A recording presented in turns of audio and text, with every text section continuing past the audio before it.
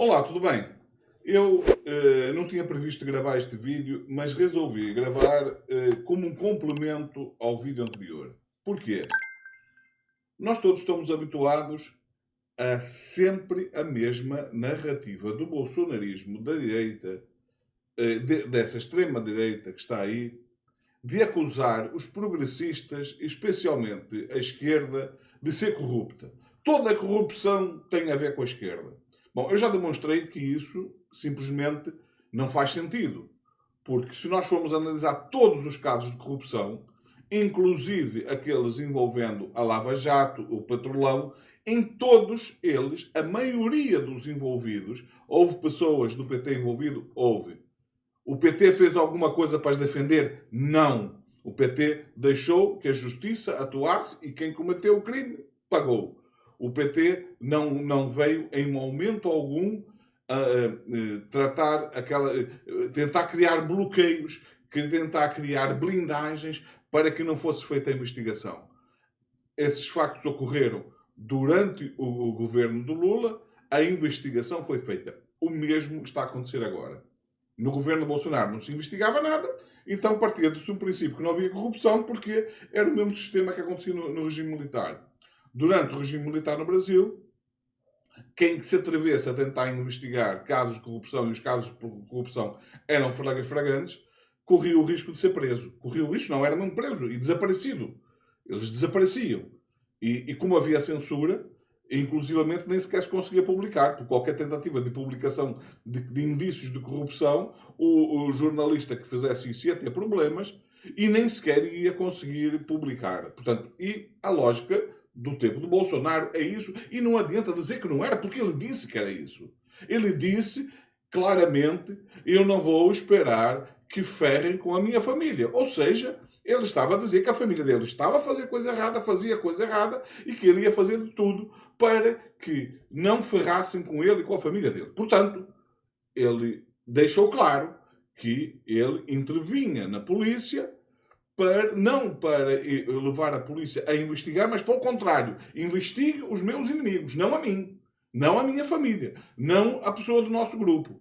Ao contrário do que acontece na esquerda. Mas o que eu resolvi fazer foi um ligeiro apanhado de quem são as figuras que já surgiram no passado, algumas retornam agora, e essas outras que surgiram agora. Nesse caso, envolvendo agora a falência fraudulenta desse Banco Master. Quem é que regressa? Ciro Nogueira. Já foi preso por corrupção.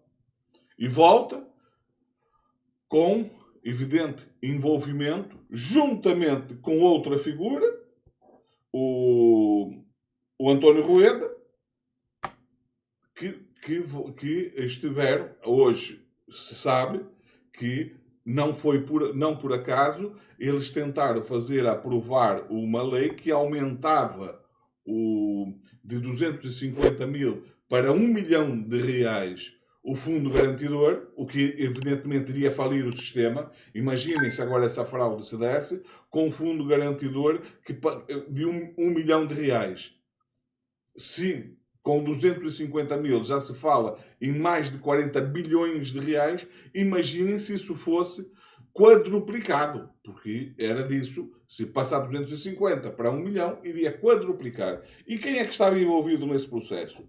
Ciro Nogueira e António Rueda.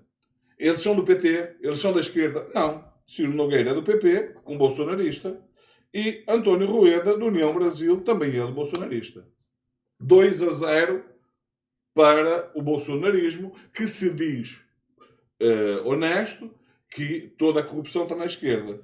Mas vamos continuar. No mesmo caso, quem são as outras figuras que aparecem envolvidas nesse processo? Ibanez Rocha. Do que? Do PT? Não. Do PMDB, do MDB e conhecido bolsonarista. O tal que durante o golpe, a tentativa de golpe de 8 de janeiro, estava incontactável. O presidente do Distrito Federal, que tinha ao seu comando as tropas que poderia ter impedido aquela invasão, estava incontactável. Outro envolvido.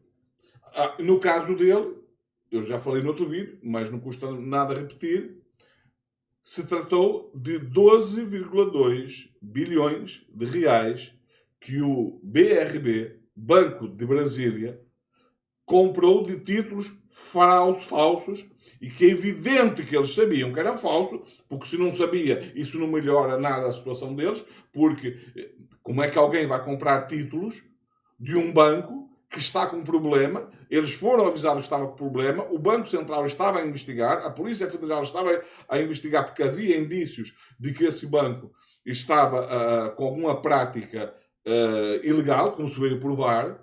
Foram avisados disso e mesmo assim acharam por bem que avançar com o processo, inclusivamente ficaram indignados com o atraso do Banco Central em autorizar a compra desse banco que faliu, o Banco Master, pelo BRB. Ainda bem para eles, porque a coisa ia ficar muito pior para eles se o BRB tivesse comprado. Claro que ia ficar pior para o Brasil também, mas também para eles iria ficar bem pior. Mas para eles já está suficientemente ruim, porque foram 12,2 bilhões de reais para comprar títulos sabidamente falsos, porque estavam a ser investigados e foram avisados para isso. E, mais uma vez, ele é de esquerda? Não, é um bolsonarista. A seguir temos Cláudio Castro, governador do Estado do Rio. O que é que ele fez? Qual é o envolvimento dele? Ele pegou 1 bilhão de reais dos aposentados do Rio de Janeiro, professores, polícias, pegou nesse 1 bilhão, depois de ter sido avisado de que esse banco estava com problemas, ele achou por bem, num banco que nem sequer, até onde eu sei, tem representação no Rio de Janeiro, depositar neste banco 1 bilhão de reais que não é dele. Não foi dele que ele depositou. Ele depositou dos aposentados do Rio. Esses são os tais. Toda essa gente, a gente está preocupada com a questão do INSS. Os que não investigaram, e agora que está sendo investigado o problema do governo, esses preocupam-se com isso. Preocupam-se tanto que pegam no dinheiro deles e metem num banco em vias de falir e estava a ser investigado. Ele, de que partido é que ele é? Do PL, partido do Bolsonaro. Mais uma vez, já estamos em 4-0 para o bolsonarismo. Mas isso vai piorar. A seguir, temos um outro caso que eu quero trazer aqui, que eu não falei ainda no canal, e que é um caso recente, e que é um caso envolvendo situações de rachadinha, situação de corrupção, de um senhor conhecido como Josimar Maranhãozinho. De que partido? Do partido do PT? Da esquerda? Não, do PL. Bolsonarista. Conhecido bolsonarista. Envolvido em casos de corrupção no Maranhão, também envolvendo milhões de reais. No caso, tinha a ver com aquela coisa que o Centrão e o bolsonarismo adora, que não tem qualquer tipo de transparência, que são as emendas PIX. Já estamos em 5-0 para o bolsonarismo. Agora, vamos a outra figura que não apareceu ainda neste caso, mas que é preciso lembrar que ele já foi condenado por corrupção. Ele já esteve preso por corrupção. Eu estou a falar, evidentemente, de Valdemar da Costa Neto. E quem é Valdemar da Costa Neto? É o presidente do PL, partido do Bolsonaro. Conhecido bolsonarista. Eu ainda não encontrei ninguém de esquerda, ninguém progressista no meio desta confusão. Os honestos são essas pessoas que estão aqui. Esses é que se dizem honestos. Agora, sempre que se faz investigação, são essas figuras que surgem. Agora, eu quero trazer mais uma vez o maior exemplo de corrupção que está na cara. Que só ainda não foi condenado por corrupção porque ainda não se fez uma investigação. Mas que a corrupção é evidente. Inclusivamente, já declarada. Eu estou, obviamente, a falar da família Bolsonaro. Eu nem sequer falo só do Bolsonaro. O Bolsonaro é o padrinho. É uma espécie do chefão da máfia bolsonarista. Ele, aqui em Portugal se chama mais o padrinho da máfia. Quando se refere a um líder mafioso, é o padrinho. No Brasil fala-se mais o chefão. Bom, o padrinho Bolsonaro, o Dom Corleone do bolsonarismo, o que é que ele está envolvido? Bom, mais de 100 imóveis comprados, com que dinheiro? Ele é um empresário? Ele alguma vez trabalhou no setor privado? Não. Sempre trabalhou no setor público. Até aos 33 anos foi militar. Chegou até a categoria de tenente. Não é de capitão, tenente. Passa a capitão no dia que é expulso do exército e passa a receber o salário. Como capitão, passa a receber, passou para a reserva por uma situação que eu já expliquei como é que isso foi feito, mas ele foi preso. É preciso lembrar que o Bolsonaro vai ser preso agora pela segunda vez, porque ele já foi preso no passado por terrorismo. Lembram-se dessa lei que eles querem agora aprovar? Lembram-se deles quererem agora associar o crime organizado com o terrorismo? Eles têm lá um terrorista. Chama-se Jair Messias Bolsonaro. Ele foi preso por tentativa de explodir uma adutora num ato terrorista. Aquele sim é um ato configurado como terrorista. Porque se tratava de um objetivo. Ele tinha um objetivo pessoal e político que no caso tinha a ver com, penso que tinha a ver com questões salariais dos soldados. O que mostra também que inteligência não é o forte dele. Porque alguém que acha que explodir uma adutora vai convencer os seus superiores a aumentar os salários dos militares de mais baixa patente, chamar burro é ofender o burro. Porque o burro não é tão burro como esse quadrúpede. Ora bom, casos de rachadinha. O Maranhãozinho está com problemas. O Bolsonaro fez alguma coisa diferente desse Maranhãozinho.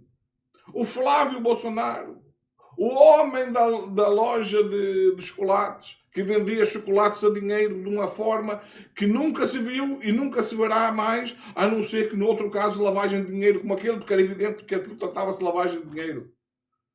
Eu quero lembrar que penso que foi com um dos filhos dele, penso também foi o caso do Flávio, que há uns anos atrás ele tinha comprado um imóvel por menos de R$1 milhão para vender poucos meses depois por R$5 milhões. Porra, desculpem. Ele deve ser um exemplo do empresário bem-sucedido, do negociador, que compra um imóvel por menos de R$1 milhão e poucos meses depois ele vende por 5 vezes o valor. É evidente que aqui se trata de lavagem de dinheiro. Mas não é só. Há o caso do Eduardo, que agora está nos Estados Unidos, que compra aquela mansão em Brasília, supostamente por R$6 milhões, aonde supostamente tinha feito um empréstimo para isso, em que o valor do empréstimo era superior à renda dele e da mulher juntas, o que demonstra que de algum lugar estaria vindo esse dinheiro, mas que ele só estava à espera que as pessoas deixassem de falar do assunto. Para quê? Para anunciar que já tinha liquidado a compra do imóvel. Imóvel esse que está numa região em que todos os valores apontam para que uma casa daquela característica naquele lugar não custa menos de R$12 milhões. Ele vendeu já essa casa. Embolsou esse dinheiro. É evidente que aqui há um indício claríssimo de lavagem de dinheiro. A única coisa que eu me questiono é que a Polícia Federal, que tem feito um trabalho extraordinário, é claro que o que é preciso mais para começar a investigar a família Bolsonaro, caramba? São mais de 100 imóveis com o Bolsonaro. O Bolsonaro tem uma casa no condomínio de luxo no Rio de Janeiro. Aquela tal casa, aquele tal condomínio, da onde saíram os assassinos da vereadora do Rio de Janeiro. Ele vive atualmente num condomínio de luxo em Brasília. Casa dele também. Ele tem casa na região dos Lagos do Rio de Janeiro. E não são casas simples. São tudo casas de alto padrão. Da onde é que vem o dinheiro para isso? É evidente que haria um caso de corrupção. Agora não. Corrupto é o Lula. Mas o Lula, até onde se sabe, ele continua a viver no mesmo apartamento de classe média na região do ABC, em São Paulo. O Lula, pelo menos, não há qualquer sinais exteriores de riqueza a que se possa dizer está aqui a prova, está aqui o indício de corrupção. Nunca envolveu ninguém da família em política. Não se conhece nenhum filho do Lula que esteja na política. Todos eles vivem como típicas pessoas de classe média. Agora eu pergunto, vamos partir do princípio que ele é corrupto. Qual é o proveito dessa corrupção dele? Porque até agora ele vive de uma forma, ele sempre viveu de uma forma simples e os filhos vivem de uma forma extremamente simples. Que proveito eles têm dessa corrupção? Então eu pergunto mais, que sentido faz acusar uma pessoa de corrupção sendo que ela não mostra nenhum indício, não existe luxo na vida do Lula? E se alguém achar que existe, que aponta. Mas, pelo amor de Deus, não vão mais uma vez pegar aquelas imagens, inclusivamente passadas noutros países, de movimentação de gado e dizer que é uma fazenda do Lula, que estão a tirar gado da fazenda do Lula, fazenda essa que o Lula até hoje quer saber onde é que ela está para reclamar se a fazenda é dele. É legítimo, ele quer reclamar. Eu quero a minha fazenda para aqui. Agora quero saber quem foi que lhe deu, porque ele tem uma fazenda que ele não sabe onde é que está, não sabe onde é que fica, nunca foi para essa fazenda, nunca se viu nessa fazenda. Vocês percebem como toda a narrativa à volta da corrupção, do progressismo, do PT, é sempre narrativa criada, falsa, sem nenhum indício, sem nenhuma prova. No entanto, está aqui. No caso da corrupção envolvendo a extrema-direita, é inegável. As investigações mostram. Eu mais uma vez lembro. Eu tenho sempre que lembrar isso. Eu vou lembrar às vezes que forem precisas. O Lula foi investigado durante anos no processo da Lava Jato. Foi condenado. E qual foi a condenação? Está escrito no processo. Condenado por fato indeterminado. Como isso não existe no direito. Não existe no direito, nem poderia existir, que alguém pudesse ser condenado por um fato indeterminado. Ou seja, ele foi condenado por um fato que quem o condena não sabe nem sequer dizer qual foi. E tanto assim é que quando o Moro é questionado sobre isso, aonde é que estava a prova, o que é que ele disse? Eu não disse nem aqui, nem em lugar algum que tinha provas contra o Lula. Eu apenas o condenei porque estou convencido que ele é corrupto. Ou seja, tudo que tem a ver com a esquerda se baseia em convicção. A direita tem a convicção que o Lula é corrupto, tem a convicção que a esquerda é corrupta. No entanto, quem é que são os corruptos? Quem são comprovadamente corruptos? É esse pessoal da extrema-direita. Esses é que são comprovadamente corruptos. Alguém que vai dizer, o Ciro Nogueira já não foi preso por corrupção, já. Eu já agora lembrei-me de outro, que também está preso agora em prisão domiciliar. Collor de Mello, também um conhecido bolsonarista, que como Presidente da República fez aquilo que se sabe que fez, não é? Com aquela história do plano Collor e com o bloqueio das contas do banco, que curiosamente, usando uma tática agora comum na extrema-direita, que é dizer que o PT, a esquerda, vai fazer isto assim. E no caso dele, ele durante a eleição andou o tempo todo a assustar as pessoas, dizendo que se o Lula ganhasse ia bloquear as contas bancárias. Afinal, estava no plano dele. Afinal, isso estava no plano dele. Tanto assim que foi exatamente isso que ele fez. Ele bloqueou as contas bancárias das pessoas. E o que eu acho estranho é que isso não se continue a falar. Porque é preciso que as pessoas que não viveram esse tempo saibam que um conhecido bolsonarista, um corrupto, condenado já pela segunda vez por corrupção, chamado Collor de Mello, foi Presidente da República, foi preso por corrupção, foi empichado por corrupção, inclusivamente envolvendo morte. O que é que aconteceu com ele? Voltou desse processo apenas para voltar a ser preso mais uma vez por corrupção. Ele não é de esquerda. É um conhecido defensor do Bolsonaro. Mas é claro, porque essa gente se junta. Essa gente se junta porque eles precisam se proteger uns aos outros. Então, eles se juntam. Portanto, agora eu pergunto, quando foi que a esquerda tentou aprovar uma lei que blindasse os deputados? Quando foi, pelo contrário, eles puseram-se contra e por isso que a blindagem não seguiu adiante. Quando foi que a esquerda tentou fazer alguma coisa que fosse em benefício de corruptos? Não, quem está a fazer agora, até inclusivamente agora, mais uma vez, tentaram de uma forma muito pior, a coisa melhorou um pouco, mas ainda continua o processo agora dessa lei de combate ao crime organizado, continuaram a criar condições para proteger o crime organizado. Agora, como é que pode, ao mesmo tempo que se faz isso, acusar-se de corrupção aqueles cuja história de vida mostra que, quando tiveram pessoas suas envolvidas em ato de corrupção, ninguém tomou nenhuma ação para evitar que o processo de investigação parasse. Nem o próprio pediu que isso fosse feito. Não existe nenhum conhecimento de alguém progressista que tenha dito que vai intervir na Polícia Federal porque não quer ferrar a ele e a família. O Bolsonaro disse isso.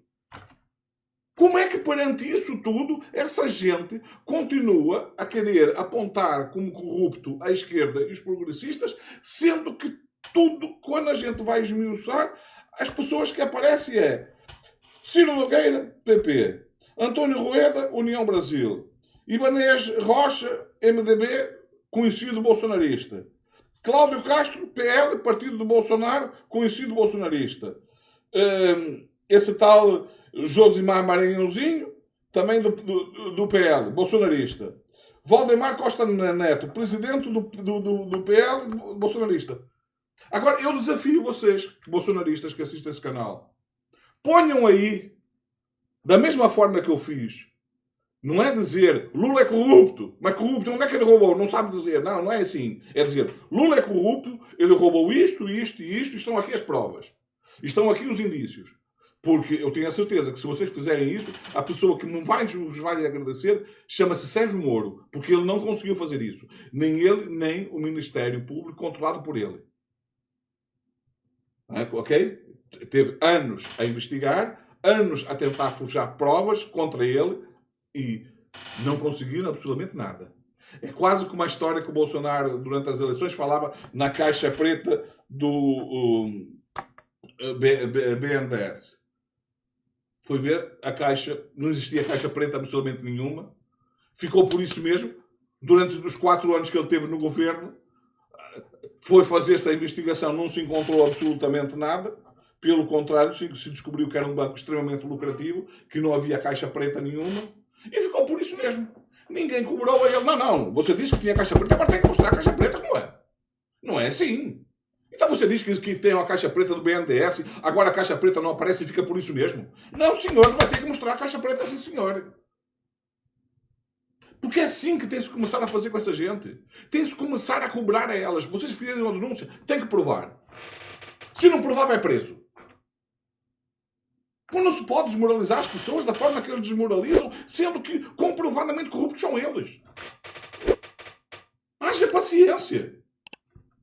Bom, ficam por aqui. Para complemento ao vídeo anterior, já ficou longo demais mais uma vez, mas espero que vocês continuem a colaborar com o canal. Se não subscreveu o canal, considere subscrever, partilhar nas redes sociais, dá o like se gostou, dislike se não gostou e deixe os seus comentários. Sobretudo você, bolsonarista, que possa ter chegado até aqui, o que eu não acredito, diga quem são os corruptos do PT. Mas não diga só os nomes deles. Faça como eu. Fala assim, fulano de tal foi preso comprovadamente corrupto. Ciro Nogueira, fala assim. Valdemar Costa Neto, comprovadamente corrupto. Vá, pega o Lula diz, pega no Lula e diz, mostra onde é que está a prova de que ele é corrupto. Porque o Moro não conseguiu mostrar. O Reinaldo Azevedo continua a insistir a ele para mostrar as provas e ele não tenta. Inclusivamente abriu o leque. Quem quiser, quem tiver prova, advogado, existem milhões de bolsonaristas no Brasil. Um que se apresenta e que mostra onde é que estão as provas contra o Bolsonaro. Alguém sequer tentou fazer isso? Não. Então isso só prova o quê? Só prova que o Lula não é corrupto. Porque ninguém pode ser investigado da forma que ele foi investigado durante todos esses anos para apenas se concluir que a condenação para ele era por fato indeterminado. Isto é um absurdo. Quem tem que ser preso por fato determinado, ou seja, por abuso de autoridade, abuso de poder, e fazia da justiça arma política, como ficou comprovado, e o Lula, de tão inteligente que ele percebeu isso durante o julgamento. Há um depoimento dele que ele fala claramente que o Moro estava-se a preparar apenas para ser eleito, e dito e feito. O Lula, o Moro nem sequer falou assim, não, agora não quero dar razão a ele, eu vou deixar uma quarentena. Não, calma aí, cara de pau. Sim, senhor, é isso mesmo que eu quero fazer. Sai da justiça para ser ministro do Bolsonaro. Depois sai do Ministério do Bolsonaro, acusando o Bolsonaro da intervenção na Polícia Federal, como de facto interveio. Foi, eu acho que a única vez na vida que ele falou a verdade, em que ele sai do governo, ingenuamente acreditando que o bolsonarismo ia se aderir a ele, e ele ia passar a ser o novo líder do bolsonarismo. Quando viu que isso não deu certo, o que é que ele fez? Ele teve uma atitude nobre, digna de dizer, de continuar a defender que os princípios que ele dizia que defendia. Não. Se voltou a juntar ao bolsonarismo. Ou seja, o Bolsonaro era tudo aquilo que ele disse, ele nunca desdisse aquilo que ele disse, mas eu faço parte disso. Porquê que eu faço parte disso? Porque eu sou igual a ele. Basicamente é o que ele está a dizer. Eu sou bolsonarista, ele disse que o Bolsonaro é isto, e eu me junto a ele. Porquê? Porque eu não sou diferente dele. Eu faço parte do mesmo grupo. Eu sou basicamente isto. Tal como o Bolsonaro. Começa atacando o Centrão, depois o que ele diz? Eu sempre fui Centrão. Qual é a surpresa? Eu sempre fui Centrão. E diz isso, e os bolsonaristas, muito bem, sempre fui Centrão. Cambada de idiotas, porra. Bom, fiquem bem. Vemos no próximo vídeo. E desculpem-me, porque às vezes eu empolgo-me demais e acabo falando, me excedendo. Desculpem por essa parte final, mas às vezes também é preciso demonstrar indignação, sobretudo quando a indignação é real, não é uma farsa, não é falsa, como acontece com o bolsonarismo frequentemente. Sempre que eles mostram indignação, não passa teatro. Fiquem bem, vemos no próximo vídeo.